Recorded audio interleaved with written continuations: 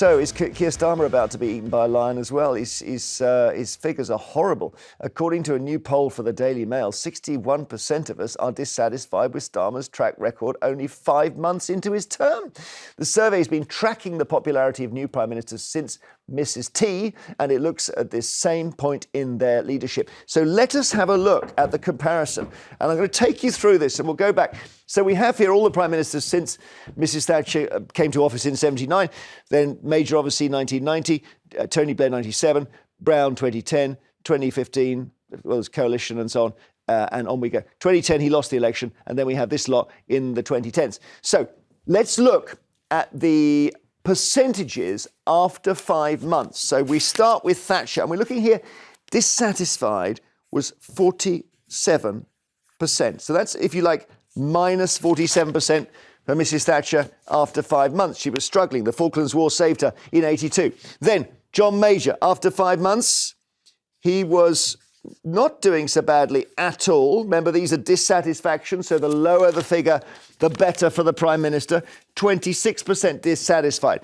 Right, now, the amazing one is Blair, after 5 months, is 15%. He had a honeymoon period, Tony Blair, that lasted almost 2 years. May never happen again in politics. Brown, it was harder. He came to power and he very quickly got swallowed up by the whole financial crisis. So his dissatisfaction was 54%. He really started to get hammered very, very early on and never really recovered, lost in 2010. Cameron, after 5 months, dissatisfaction was 37%. So he was doing okay. If you keep it below 40, you're doing pretty well. Theresa May, tough time. It was 35%. So she had a little bit of a honeymoon there and then got demolished by the whole Brexit thing. Boris Johnson, interesting, had quite a high satisfaction rating, but quite a high dissatisfaction rating as well. He's a love-hate Prime Minister, Marmite Prime Minister. There he is, nearly there. So now we go to Sunak in the rain. His dissatisfaction rating was 54. So you can see Blair's was a phenomenal, Major's is phenomenally low as well. OK, now we come to Starmer. Dissatisfaction rating after 5 months, and I'll tell you, it's 61%. OK, isn't that amazing? So he has got a lower score than every other Prime Minister going back to the 70s. So Thatcher had a hard time at the start, a lot of economic problems. Major was benefiting from not being Thatcher. Blair had a huge honeymoon as they came in 97. In a way, that's the comparison, because Blair took over after, 11 and a half years of Conservative power, or Thatcher plus Major. Starmer came in after 14 years. Starmer should be doing better here, but he's 61% dissatisfied. Help me understand this, Cristo. What's going on? Because it's the most disastrous start to any new government, not continuing government with a new Prime Minister, but new government, I think, in history. He was a Prime Minister with a majority that inherited a growing economy and inflation that was getting back under control. He should have hit the ground running and be absolutely flying. He should have had an ideological direction and known where he was going. However, it has been crisis after crisis, and it has been terrible policy after terrible policy, bringing in the inheritance tax for farmers, bringing in the abolition of the winter fuel payment for pensioners, which was not in the manifesto. This £18 billion black hole, or £22 billion black hole, the figure seems to change daily, which we were told would not be taking place. They knew what the economy was up to when they took power. Turned out to be a load of absolute rubbish. The freebies row, after presiding over a situation where you take money from pensioners, it then turns out that you can't even buy your own clothes when you are earning thousands and thousands a year. The fact that now, after that horrific budget, the economy is now actually shrinking.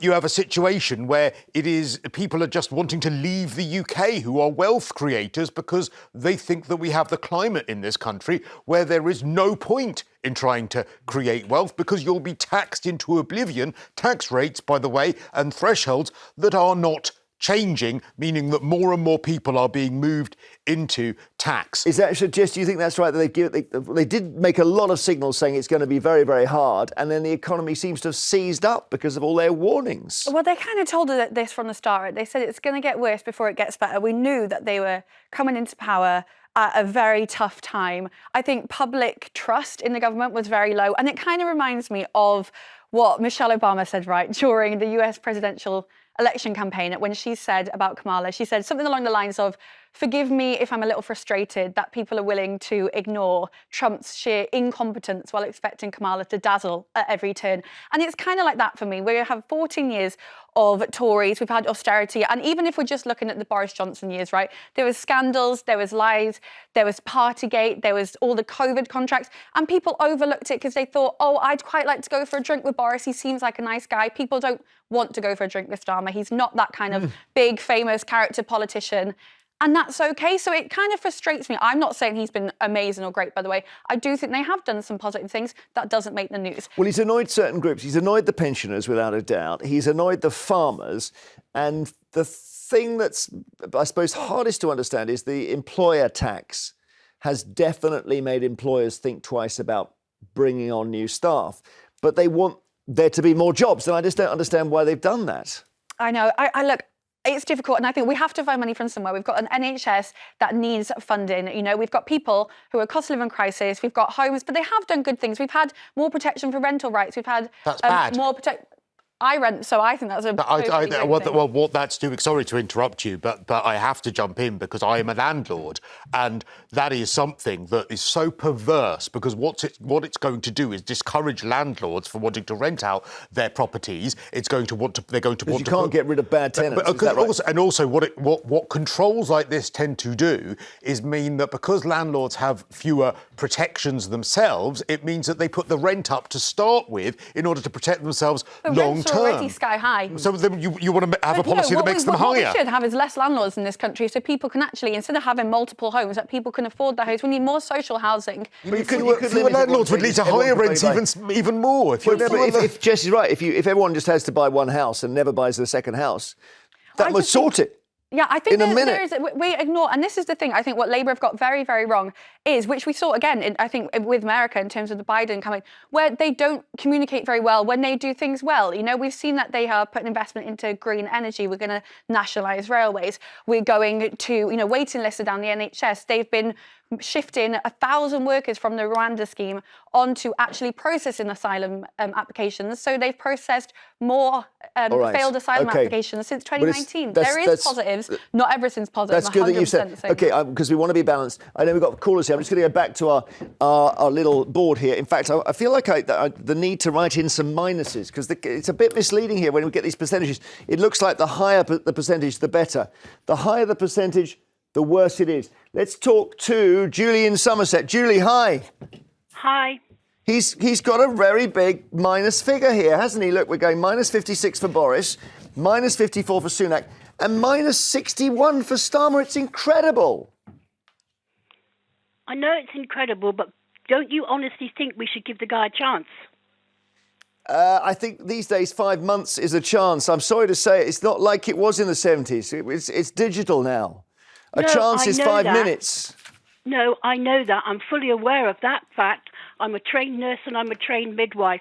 This poor man has a lot of cleaning up to do. He's opened the books and seen how much money has gone missing, gone down the drain, whatever have you. I watched the Conservative government, especially Maggie Thatcher, who in my personal opinion is the worst Prime Minister we ever had, tear the NHS apart. I know, I was there. And the gentleman on the right-hand side, please be quiet. You do not know what you're talking about. That's not going to work, Julie. Sorry, Julie, you don't like to hear a conflicting opinion, which mine happens to... Oh, yes, I do. Well, you just told me to be quiet, so that doesn't suggest you like to hear a conflicting opinion. And I happen to believe that Margaret Thatcher is the best post-war Prime Minister we've ever had. Yeah, that's why she tore the NHS apart, is it? And secondly, can I say, please, let me say this, Merry Christmas, Happy New Year, and to all doctors and nurses who are midwives who are working on Christmas Day, have a good time. Brilliant. Thank you, Julie. Thanks so much indeed. Brian's in Newport. Hi, Brian. Hello. Are we trying to work this one out? People being unfair to him? Minus 61%? No, what it is, he come in with this. Nobody will vote against him because they're scared they're going to have the whip taken away. So he's turning into a dictator.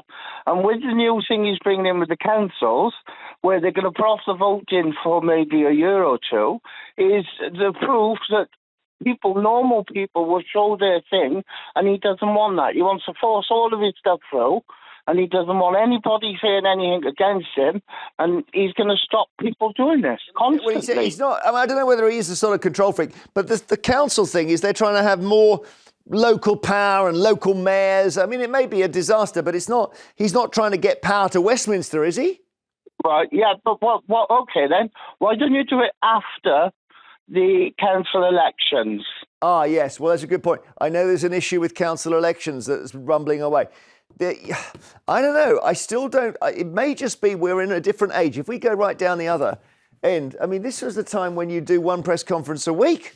Now they're expected to speak a few times every day. Let's talk to Colin in Staffordshire. Colin, what do you think? Why is he so low over here? Because basically the media appear to be against him. My view is simple. You've not given the guy enough time. But the right-wing print media has piled in on him and made him appear to be a complete ogre, an incompetent one as well. Whereas in truth, the analogy that's often given is a tanker, and you're trying to slow it down and turn it around. Well, at this stage, he's slowing it down. He's trying to get things in order so he can steam in the right direction. Yeah, but how does the farmers' inheritance tax fit in with that? Because they are seriously cheesed off. They are indeed. Yeah. They are indeed. But I live in a farming community. Right. I know farmers. Some of them are annoyed, and some of them have said it won't affect me. Yeah. But the ones who are annoyed are the ones who talked about. OK, thanks, Colin. Len is in Hertfordshire. Len, minus 61. We can't understand it.